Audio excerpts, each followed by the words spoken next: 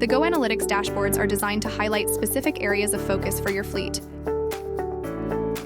They include data trends over a dynamic time frame, giving you the ability to see what events occurred, to quickly drill down to vehicles or drivers that have created them. The general dashboard features a mix of both telematics and camera events. However, you can choose to have as many dashboards as desired: general, telematics, camera, etc., and to include any scored events as well as any other events you want to monitor.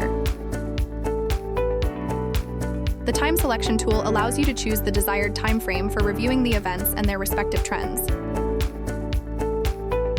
The event trends will show the change compared to the similar previous period. Each individual event panel, or tile, will show the following information for the selected time frame: the event name, the number of occurrences for that event, and the trend versus the previous similar time frame. If you click on any event panel, it will organize the respective column below by the number of events for the selected time frame. This makes it fast and easy to identify vehicles with the most events of that type. By hovering over any driver or vehicle and clicking on their name, you will be redirected to the details page for a more detailed analysis.